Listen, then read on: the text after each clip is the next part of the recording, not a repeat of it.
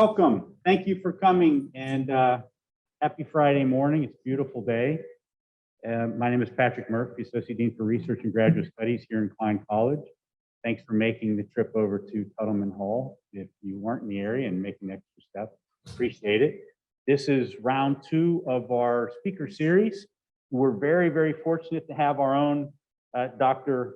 Brian Creech, and this will be a book launch. The book is Journalism Education for the Digital Age, Promises, Perils, and Possibilities. I will tell you a little bit more about that in a second.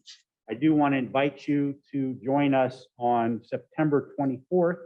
We will be having another speaker, and that will be a Zoom talk, so you can join us via Zoom. We're trying to do a little bit of both this year, sort of in person. Obviously, we're masked, and for those of you joining us in this recorded, following the protocols here, to make the speaker series both some in-person, sort of normal, semi-normal, and then also inclusive in terms of Zoom audiences, because we had a lot of success last semester with getting folks to participate that normally wouldn't. Our forthcoming speaker is Dr. Camila Fojas. She is the director of the School of Social Transformation at Arizona State University, and that will also be a book talk. Her book is Border Optics, and will be about the situation at the Mexico-U.S. border from a social justice communication perspective. So please join us for that talk. Keep your eyes open for the flyers that we send out through the emails, and you'll be able to find the link for that. So we're very happy to be having Dr. Fojas join us on the 24th. Now, today, many of you are coming from the colloquium, I believe, and you're well familiar with Dr. Creech. He is in our journalism department, and he is also the director of our media and communication doctoral program. And so we all are really happy to see him being able to not just be the leader of that program, the director of that program starting this fall, but that he's able to take some time to share his own work. A little bit about the talk today. This talk is drawing from the book, examines pressing debates concerning how and why journalism education should respond to digital changes in and around the industry. It questions market-oriented ideology and civic responsibility in the field, surveying a broad field of discourses and research in journalism education. The talk explores how public ideas, market logics, and industry concerns have come to animate discussions about digital journalism education and journalism's future, as well as how academic structures and cultures are positioned as a key obstacle to attaining that future. And I found this really interesting. I did take an opportunity, Brian, to read one of the chapters this morning, and it kind of dovetailed on the conversation we were having about accreditation. So one of the things we pride ourselves in our doctoral program is that not only does it lead you into the world of research and theory, but also you get a chance to teach. And so this really is, I think, a nice dovetailing of some of those ideas about the nature of the field, but also where we're taking it, how we're teaching future leaders in terms of whether they're themselves a journalists or if they themselves find themselves in the academy. So really exciting, excellent contribution. A little bit more about our speaker. Brian Creech is, as an associate professor and, as I already mentioned, director of our doctoral program here in Klein College. His research focuses on critical approaches to journalism studies, with particular emphasis on journalism, professional discourses, and technology industries. Aside from his book, recent articles have been published in the journals Media, Culture, and Society, Journalism Practice, and Television and New Media. So with that, please welcome Professor Brian Creech to lead us through this conversation.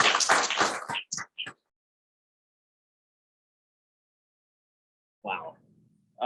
Thank you very much, Patrick. That's really kind and more than I ever expected in my very first book talk today. I'm very happy to see all of you here, my colleagues, students, folks from across the campus, and then folks on the recording on the internet.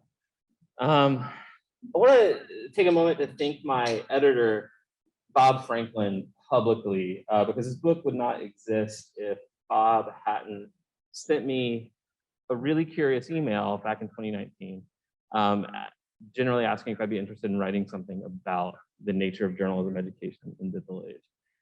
And I wasn't until Bob asked, and realized that the work that we do as teachers, as scholars, as administrators, requires a kind of critical perspective at times to sort of turn the scholarly lens back towards ourselves and some of the assumptions that guide the thinking that we do.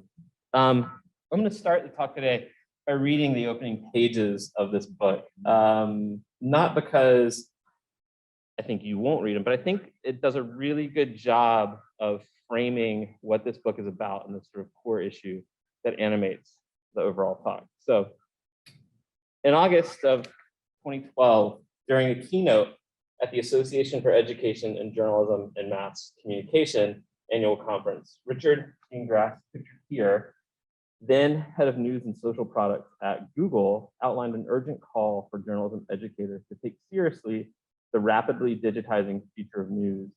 These are extraordinary times, he said. The media landscape is in the process of being completely transformed, tossed upside down, reinvented and restructured in ways we know and ways we do not yet know. The process of change is far from over. Indeed, it will never be over. The pace of technological change will not abate. It will only quicken. In the course of his talk, Ingress outlined the myriad ways the internet had already changed journalism and laid out a series of rhetorical questions aimed at shaping the way the gathered audience of journalism media educators should start thinking about their instructional and pedagogical work. What is the right curriculum given this new landscape, given these new opportunities? How do we equip and guide students with the right skills and mindsets? How can we best teach news writing and reporting for this new media landscape? And teach the ability to be creative with form?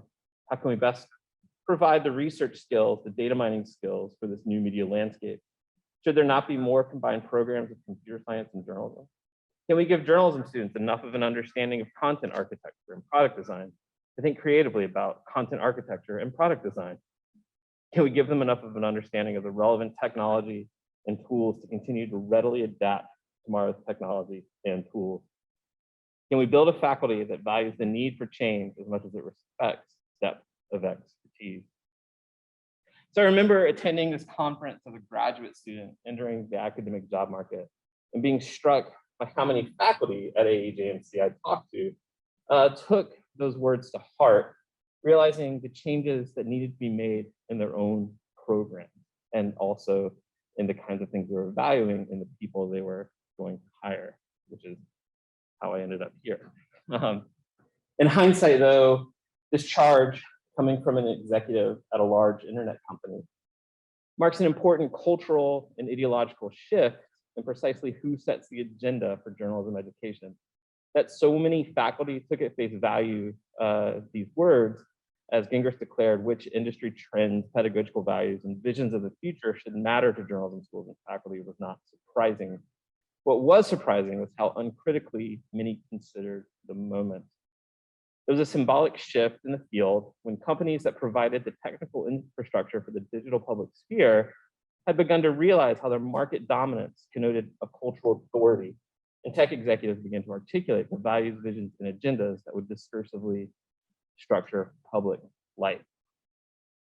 Looking at a history of debates around journalism education, though, Gingras's speech was also a moment that revealed just how central the professional concerns of the news industry had become in journalism education.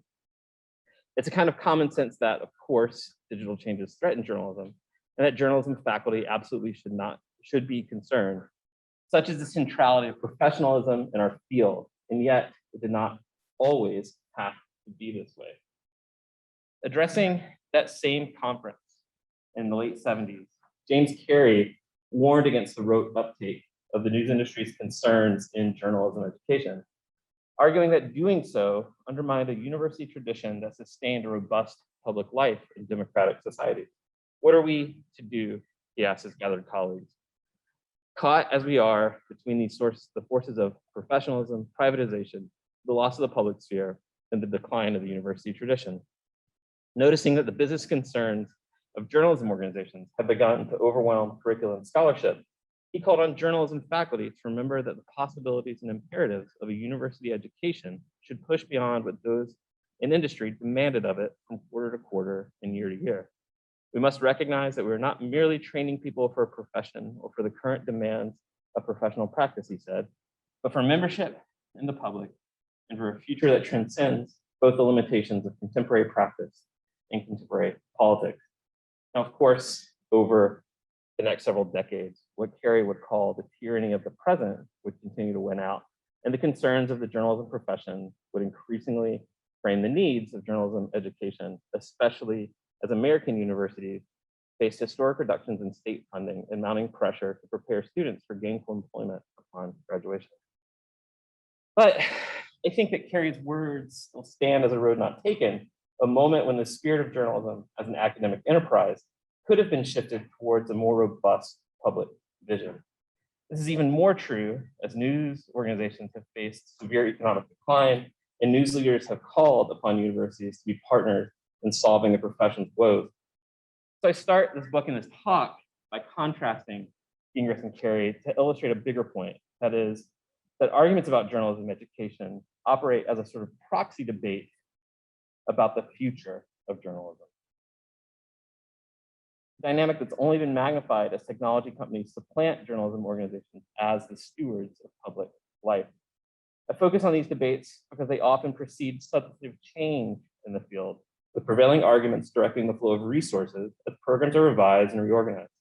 But many of the arguments that follow, both in this book and this talk, tend to agree with Carey. It is also important to remember that we should not be too quick to dismiss professional concerns, especially after several decades of record enrollment in journalism communication programs, precisely because of the access to careers our programs and our education affords, right?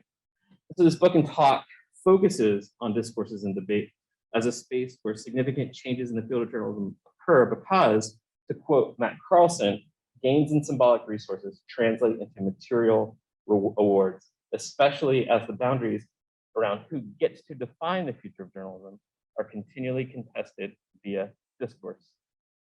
Over the past decades, debates about the future of journalism have had real impact on the institutional character of journalism education, influencing policy, classroom pedagogy, and the structure of curricula, as well as guiding questions about who should be hired to teach journalism and what they should know. Debates that are very real and active in the lives of academic departments across the country. Normative arguments about the digital character of journalism, tech industry's public value, the demands of the new media economy, and the ongoing sense of crisis in the field each have enduring bearing on how journalism education prepares students for the profession, as well as how concerned faculty should be about the profession actually serve the public. So I would say, though, it's important to also consider how journalism and journalism education might serve a digitally connected society beyond just concerns about how digital tools might be integrated into journalism curricula or how we are best preparing students for jobs.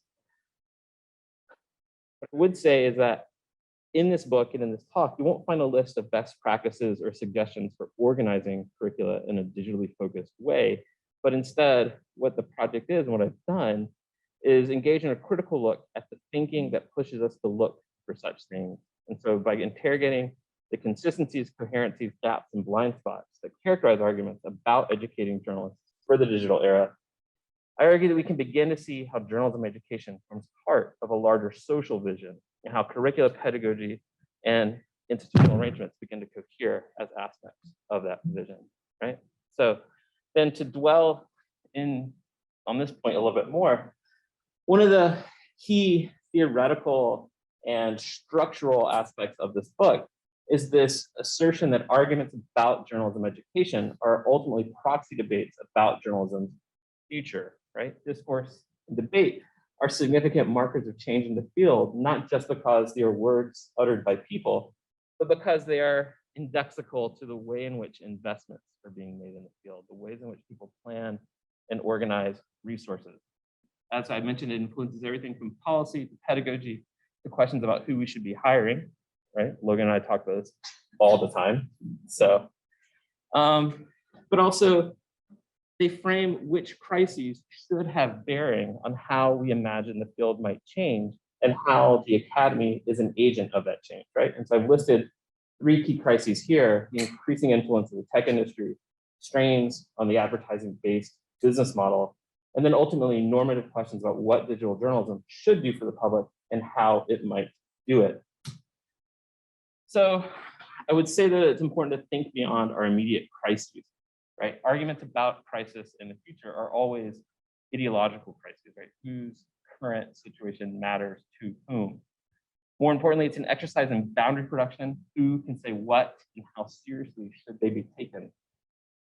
There's also ultimately an argument about what is needed, right? I would say that what we need now is a critical perspective taken up by journalism faculty that considers the patterns of thinking and argument that push us to look at the solutions we have identified now, right? That said, there are some specific things that are uniquely different about the digital era beyond technologies. For instance, and probably most pressing for those of us who teach in the media careers, is that an increased labor precarity and consolidated control over the digital public sphere in the hands of companies with only an emerging theory of their responsibilities to the public in the public interest, right? How are we training people who will then hopefully carry a public vision into their inevitable jobs in the tech duopoly, right? Google, Facebook, Amazon, Apple. Is increasingly where hiring may happen and something we should begin to think about as well. So I want to lay out how this argument proceeds as a sort of preview. Those of you interested in checking out the book from your local library. I'm going to spend a lot of time today dwelling on this question, who can say what about journalism education? But there's also key moments and arguments about journalism education that are being dealt with. Looking at skills training when the job market is so precarious, thinking about what the industry says about the problems of the academy, looking at curricular models that imagine different visions of journalism's future, and then finally reckoning with the other crises in parallel journalism that became so apparent as I was finishing up this book last summer, a crisis around race, crises around trust, and crises around tech industry's overwhelming influence over our digital public life. So who can say what about journalism education?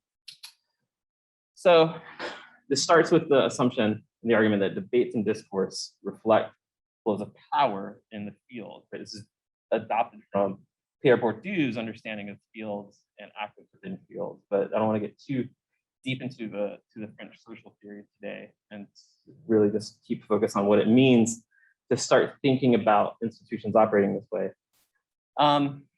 Debates about the future of journalism work as a set of normative discourses, right? Inclusive of the desire, the hope for, as well as the fear.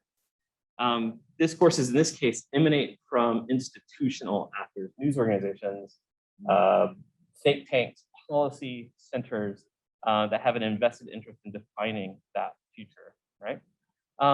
What I would say for those of you interested in the theory is that these discourses, these types of discourse reveal the broader habitus that journalists work within and that journalism students aspire to be a part of, right? It's the codified, shared values and practices and a common language for understanding those values and practices that bring people into the field, right? As well as the values we hope they hold and the overarching goals we hope they orient themselves toward. So for the purposes of this talk today in this book, we're primarily looking at discourse emanating from two particular sets of actors, universities and journalism schools, as well as think tanks and foundations adjacent to those schools who produce their own set of research. And there's an important distinction here that it's worth really exploring why these are two different kinds of organizations. First off, universities have long been the hegemonic 20th century home of journalism education. It's where a lot of thinking and talk about journalism education has been produced. That said, journalism education and research occupies a uniquely embattled space within the academy. Those of us in the PhD program are aware of this, right? Like it has long been part of journalism's history that is not as serious as other academic disciplines, and that being a professional field merits less prestige, which is, you know, the currency of the academy. That said, for the past century, tensions around skills and conceptual trading or the relationship between the industry and the academy have long animated this affair, right? The debates we're having now are not separate from debates that were happening in the 70s, or not separate from debates that were happening in the 30s when Joseph Pulitzer decided to start the Columbia Journalism School, right? These are traditions we walk into. But I will say current think tanks and foundations are a bit different. They're largely industry adjacent. and create and cohere as what I call a kind of alternative knowledge infrastructure that makes claims about the future of journalism. And there's some familiar names laid out there. These are folks who essentially wield their capital, their financial capital, and their discursive capital to influence the field in major ways. One key point I like to make is that this is not a necessarily antagonistic relationship, right? Instead, it's co-constitutive, right? This is where knowledge about the field of journalism is produced, is between these two separate actors, right? It coheres. That's what Foucault would call a field of discourse and subjugated knowledge, right?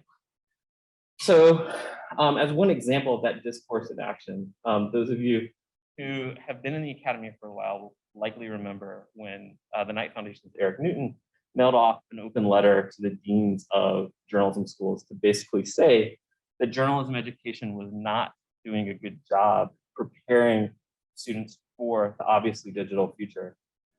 This is one key quote from that letter. Journalism funders agree that academia must be leading instead of resisting the reform effort, right? In this case, speaking for that large body of folks who give grants and who spend money on producing journalism's future.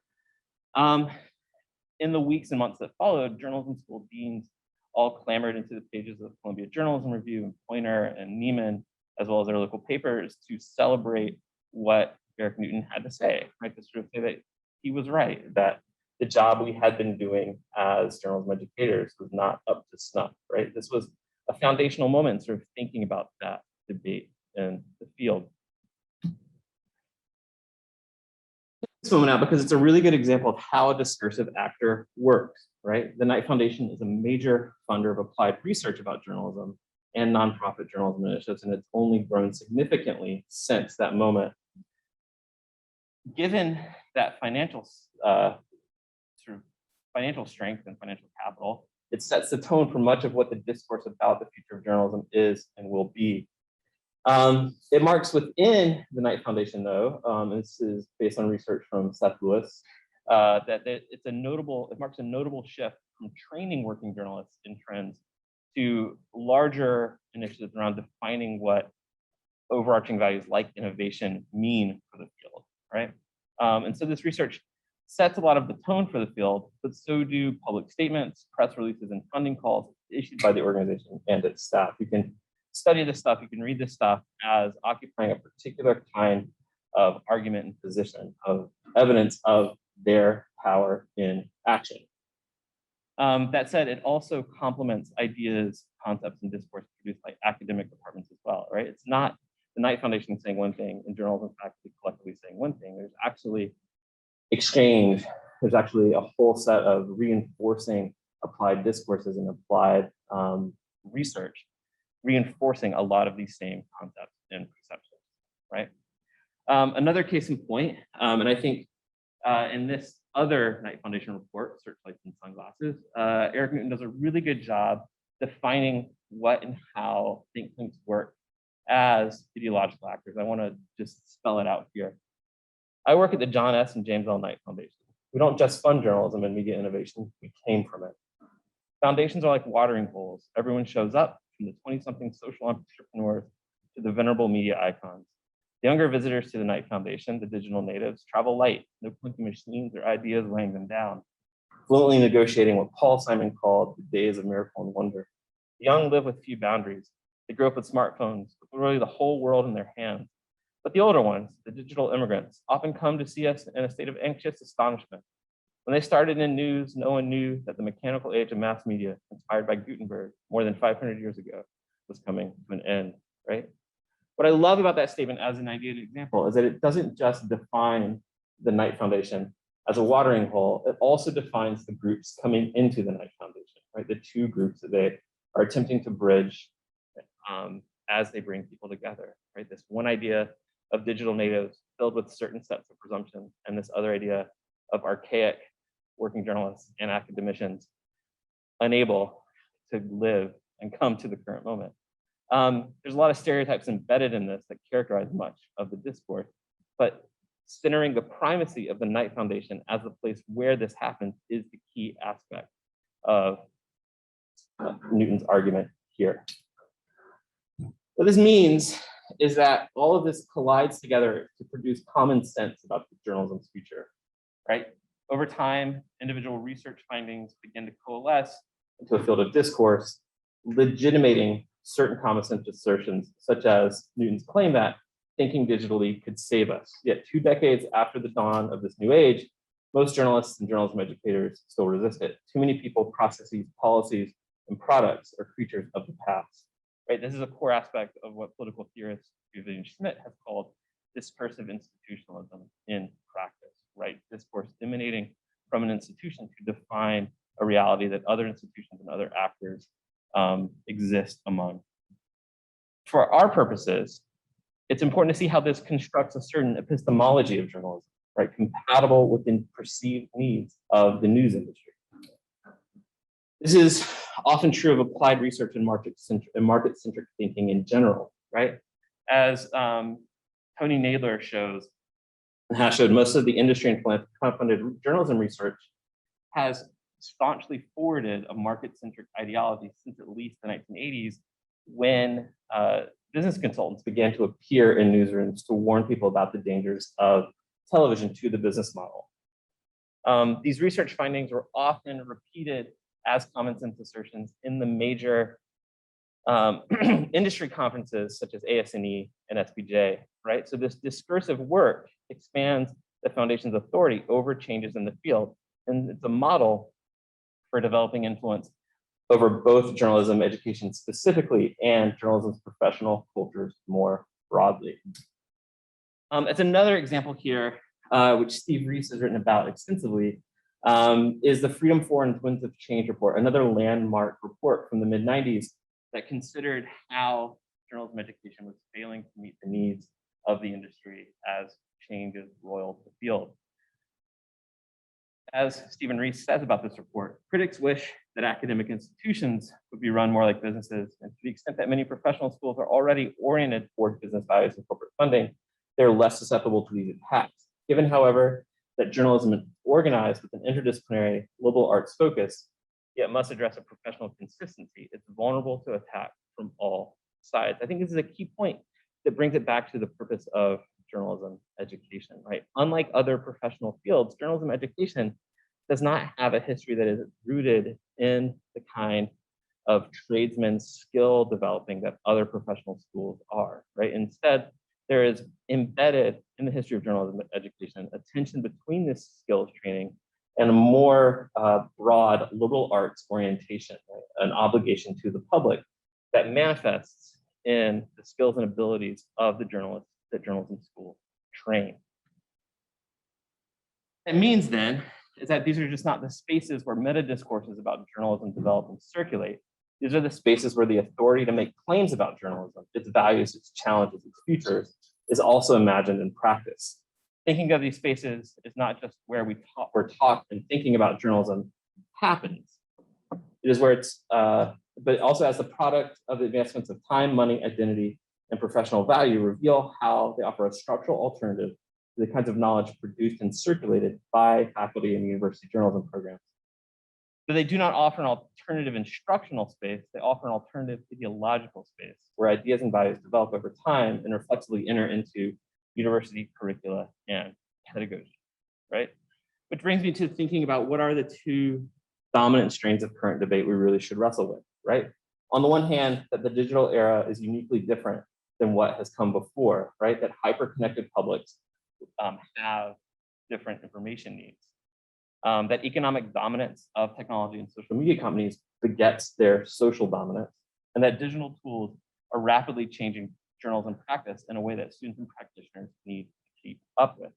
Again, I want to reiterate, just because I draw these ideas out for critique doesn't mean that they're not at their core true, right? Key point to remember here is that these are this sort of true research-based assertions that then guide other forms of argument in practice, that there really is something uniquely different about this moment. That said, the other strain of argument that characterizes this discourse is that universities are ill-equipped to manage this future as it approaches, right? And again, this is not an entirely untrue thing. Having served on curricular reform, on curricular change within the university, and having served within a university for my entire career so far, these critiques are true from a certain point of view. Curricular change is slow. Universities do not respond quickly. That said, there's another aspect of this argument that tenure and faculty hiring keep innovation from taking root. That assertion is often taken at face value as itself a very dangerous one. That is not just about the journalism field, but is also about the stability and security of university teaching as a career path as well. Right? A question of who has access to these very stable careers and the legitimacy upon which the stability of those careers are built.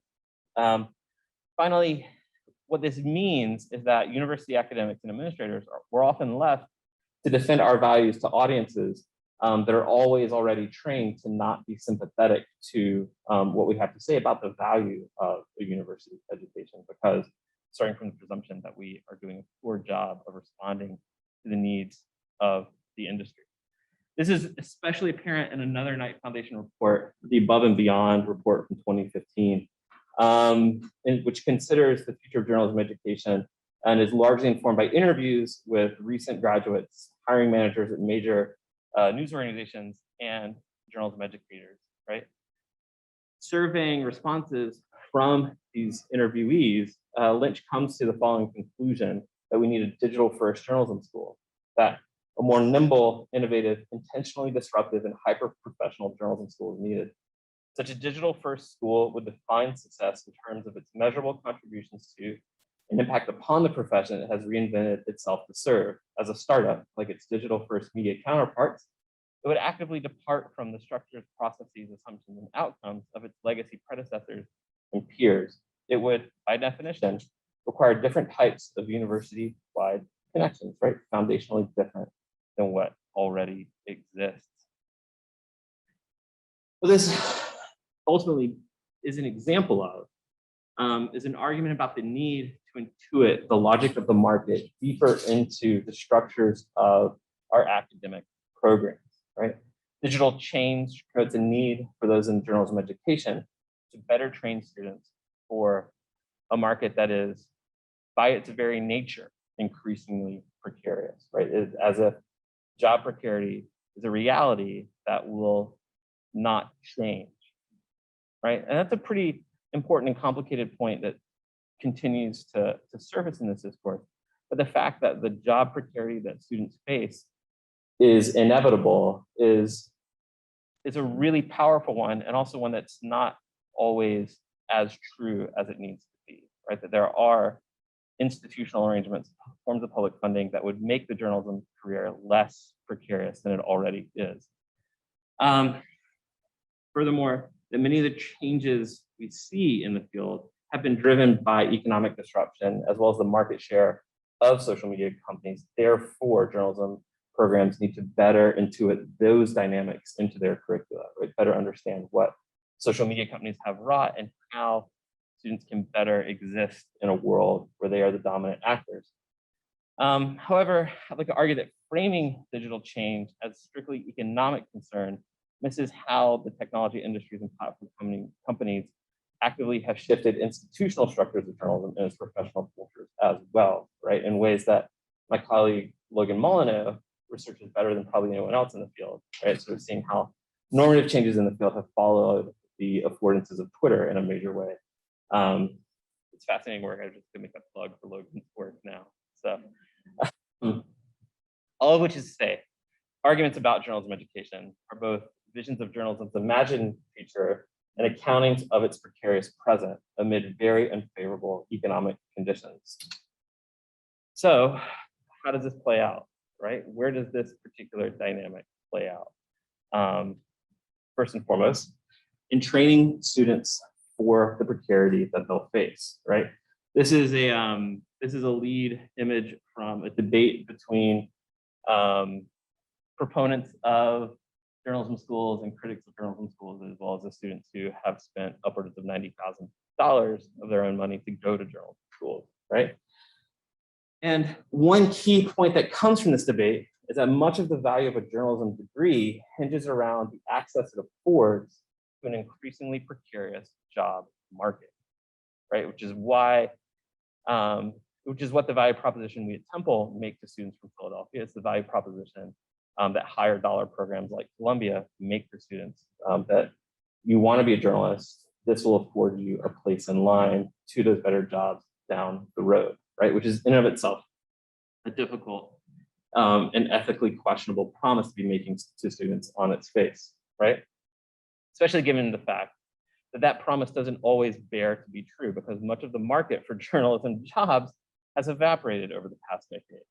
And though one of the things we do have to wrestle with is how the value proposition of not just a journalism education, but a communication and media education in general has changed in the face of that labor precarity. If we continue to promise access to opportunity, it's contingent upon the promise that the most skilled and competitive students will be the ones that have the tools needed to be the outlier that gets the secure job, or have the skills necessary to navigate a career whose future is very precarious and unknown. That is the value proposition that is quickly changing, and one that is really important to reckon with. But again, this echoes a decades-long debate about the value of J-School. What I've shared here is Michael Lewis's J-School Ate My Brain essay, which has been retitled and branded for the New Republic's digital product, digital archive. But our current debates about the nature of journalism school and the value of journalism school echo the strains of debate that have often played out in our public forums, right? It continues to center skills training as the key to accessing the job market, but also devalues journalism education as a way of receiving that skills training, right? For instance, Michael Lewis treats journalism as an artisanal craft that an education can't help you achieve, right? It's part ingrained talent, part just sort of learned on the job. And so then in the early 90s, the value of a journalism education was devalued for being superfluous to whatever innate skill a person already brought to the job, and which is its own sort of complicated assumption that is sort of reifies sort of smart men like Michael Lewis, who've already found it sort of justifies the position of those who already occupy a position of power in the field, right? It justifies someone's success in a post hoc way. One key point that I think often gets lost in these debates, though, is that a focus on precarity and limited opportunity reifies the power of gatekeepers to both make demands of new entrants in the field, the things people need to know to do in order to get a job, as well as what journalism school faculty should be teaching them to get a job, right? There's again, a power dynamic that rests on the arms of the hiring gatekeepers to make those demands of folks that put more pressure on people interested in getting their first journalism job. Which often leads us to making arguments about how in the world do we go about disrupting J-School itself. Here's a litany of different kinds of claims and arguments about the academy as a structure that I won't go into detail here, but as you can read for yourself, you can see the kinds of claims and charges that are often made about journalism schools and their inability to respond to the present, right? Focusing on these bureaucratic and structural shortcomings is often valid, but does so in a way that seeds skepticism about the legitimacy of the university as a place where this education for the future can be happening in the first place. So again, why question the role of universities? I would say it's part of a broader neoliberalism trend in higher education already, where the value of a university as a specific public good is already dismissed. And it mimics a larger trend towards professional education in general, where critical engagement with the role of those professions in society is devalued in lieu of skills training more broadly, right? We're not the only field where this happens. Computer science, the law, medicine, these kinds of debates proliferate across the university. What's really tragic, though, is that it overlooks how universities can enliven and resurrect the intellectual life of journalism, while also reckoning with the structural changes that imperil journalism's epistemic authority. So skipping ahead, what I think this means, though, and sort of the big takeaway, is that in capitulating to the realities of the journalism industry, is not the only way to think about the value of skills training. So instead, what I argue is that journalism schools should explore how skills education can give graduates a means to exist within and navigate information, communication, and media systems inflected with the dynamics of contemporary politics and society, but also have the tools to see and perceive how those dynamics are changing. What that means, though, is that it requires situating journalism classes within a broader liberal arts tradition, one that understands journalism as a practice that is not separate from the society that surrounds it. And so to bring it back to practical concerns, I want to leave you with these overarching additional principles for how we can organize journalism education in this direction.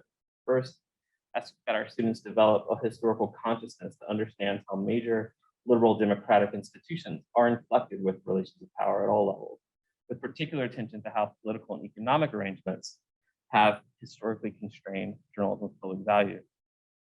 Secondly, we ask that our students develop a broad range of content area knowledge that trains them in the ability to balance ideas and ways of knowing against one another, to ideally make them less susceptible to bad faith actors that would see mis and disinformation in the public sphere.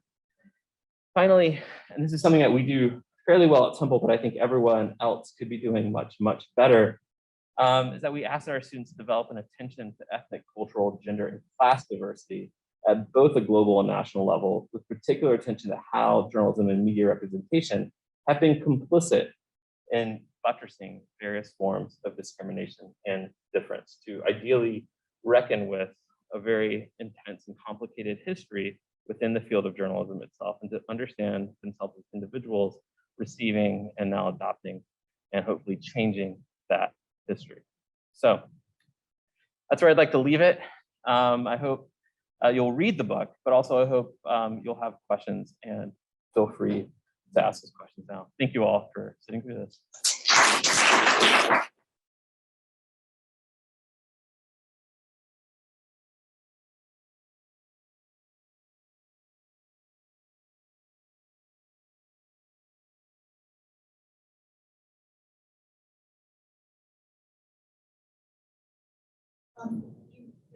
Addressing your last point,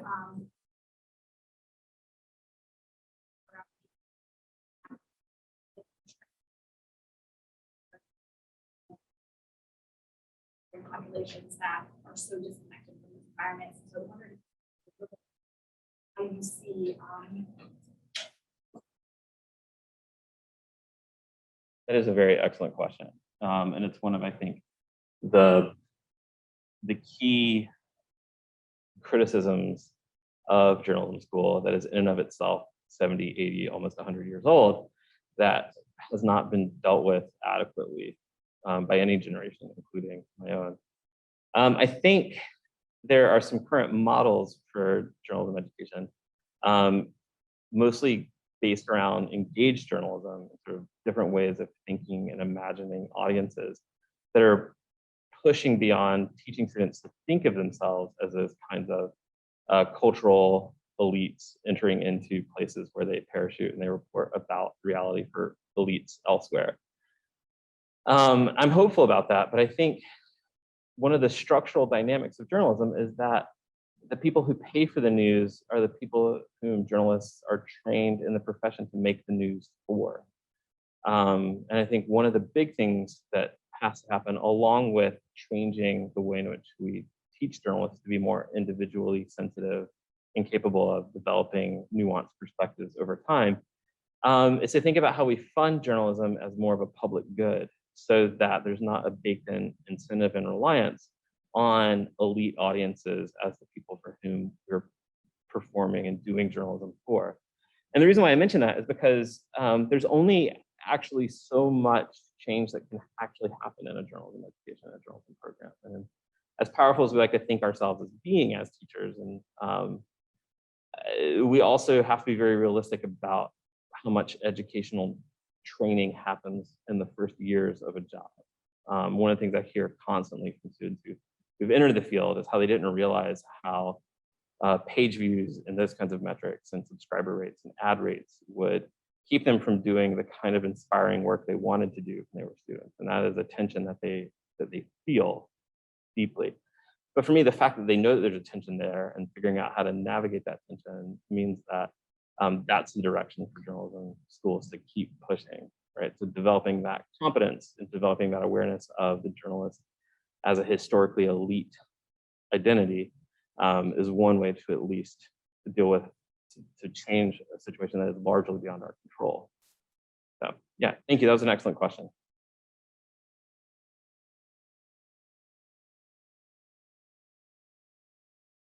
I'm not from journalism, but with the technology interrupting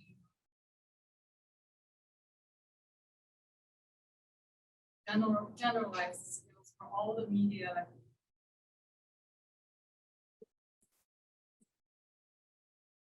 with the internet, everybody can have a voice.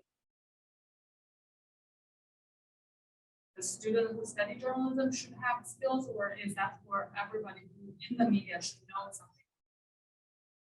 Yeah, so I'm gonna repeat that question both for the screen and for the room. Should journalism skills be something that all forms of media education should be adopting? From my perspective, I think that's the silver bullet question right there, that not just the skills, but the kinds of news judgment and ethical engagement and normative understandings of what good public information is. That's the new value proposition of not just journalism education, but communication and media education more broadly, right? To bring a deeper set of publicly focused values into all forms of media or of communication education, especially as our main value proposition to students remains the ability to get careers, right? Journalism jobs are disappearing, but communication jobs are not drying up, right, Joe? So at the same time, these values also need to be within tech industries, which increasingly play, for better or for worse, an editorial role over the information that circulates in American public life. So yeah, 1000%. Yeah, nail on the head. Yeah. So,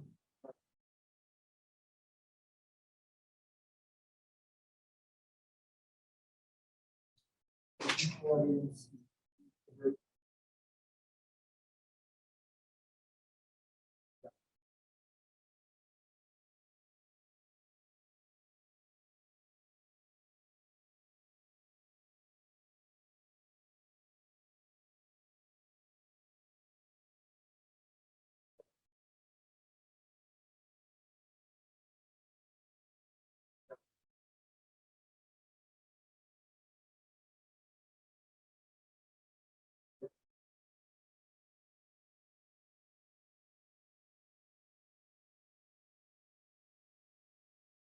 have a pushback on this.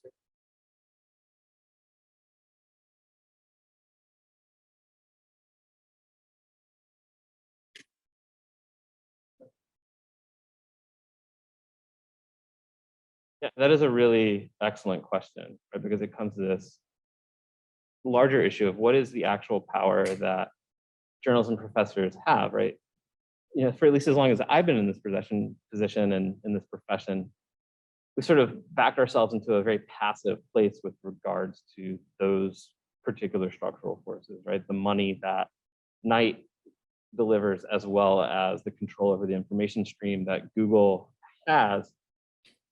But I think we also forget that we do have control over the spaces in which we exist, right? And so I think the major conferences, one of the things that was really surprising to me was how much of this plays out at AEJMC, right? Which, you know, as a graduate student, you're brought up as thinking of that's a place where you go present your research and then you go see your friends from other cities and you don't engage in the larger questions of governance of the field. But it's also a place where the professional culture of the field tends to be set. And it's sort of a place where historically we turn to and to think about how we can organize ourselves and organize the values that we have as faculty. So I think happening within those spaces, driving those conversations at the officer level in those spaces is crucial. You know, I chose to start with that Gingrich speech at AEJMC because it was an example of someone from Google coming into our space to sort of take the agenda setting tone away from the faculty that have long